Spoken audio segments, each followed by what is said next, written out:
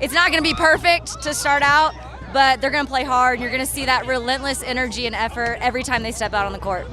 How's a night like tonight? You know, this is your first preseason madness. Like, what's kind of the experience like? I mean, who does this? Put a court outside, you're playing basketball under the stars, you have your fans in this beautiful Novus Place courtyard. I mean, this gets me fired up, and it's the kickoff to season. They really love one another, and they care for one another, and that's a pretty good foundation for success. They're going to be a team-first approach, unselfish basketball. We say pass up a good shot to get a great shot. That's just the character and kind of the foundation that we're working with this team. How do you go about identifying that in the recruiting process? You get on the phone, you talk, you get a feel, you understand their values and their character, but also what they're wanting to get out of this process. And most of them just wanting to win. And when they say I want to win, then my ears perk up and I get excited. Anyone that wants to win, we're wired the same. So energy, or just feel like it's something that's going to come along with your infectious personality? That's definitely an intangible that I look for. You know, you're looking how the body language is on the bench when they're out, if they're jumping up and giving teammates high fives. If they mess up, can they have a next play mentality? So you look for those kind of non-negotiables. It might not show up in the box score, but it's really important to our culture. So there was like when you watch a film of a player, also the previous skill? I do. I watch the bench all the time, and I critique the bench of our own team too. So that's important. I think you start with culture first and build from there. Season tickets seem to be on a record pace, from what Graham was saying. I mean, what's kind of your sense of where the fan base is at right now and their investment in your group? Yeah, it's going to be one of the best shows in Arizona. So get your season tickets. They're reasonable. I say tell your neighbor, tell your dentist, tell your dog walker. I mean, anyone that we can get to come support this team. I think every great team has a good fan base around it.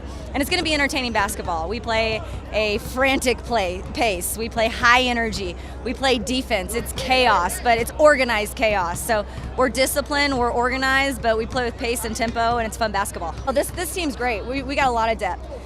In fact, I think there's competition every day, and every day someone might pass someone else, but then the next day you see them pass that person. So it's been great just to see the competitiveness in practice right now. And I said everyone comes here with a clean slate. So they have nothing to lose. You know, there's no previous notion of who they are as a basketball player. So they come out and compete every single day. So we talk about rotation. I know Charlie back in the day used to do those hockey substitutions, 3 or 4 players at the time. Is that kind of your philosophy? You know, we're still filling it out. We'll still see where role definition falls into place. I think the biggest thing for this team is we do have depth and we can get after it. So don't leave anything. Don't conserve. Like, you go out there, you play your hardest, you'll get a quick breather, I'll put you right back in.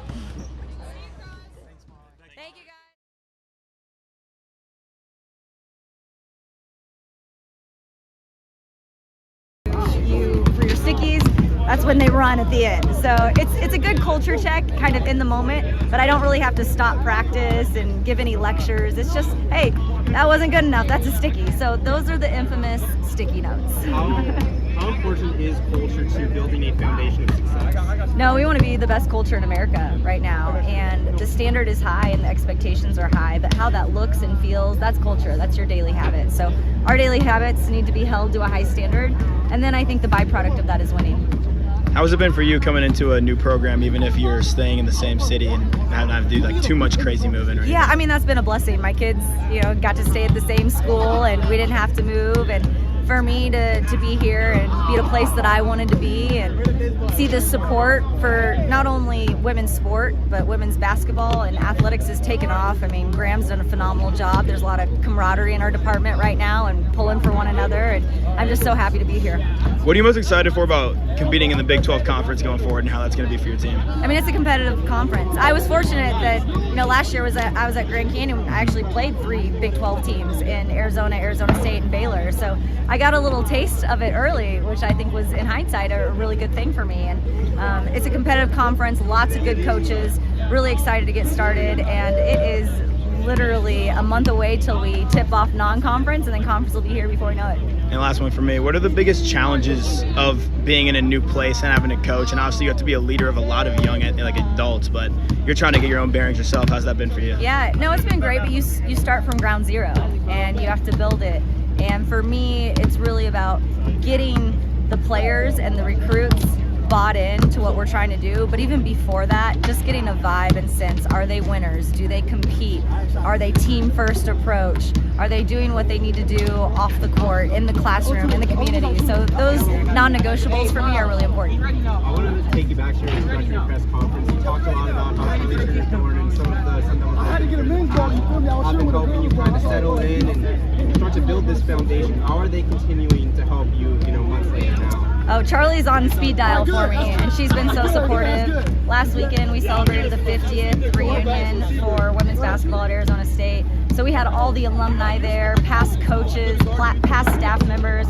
So to honor the jersey was really cool. We got to do two things. We got to honor the past, but also invite the past players and coaches and staff to come to the present and be a part of our future. So that was really special for us.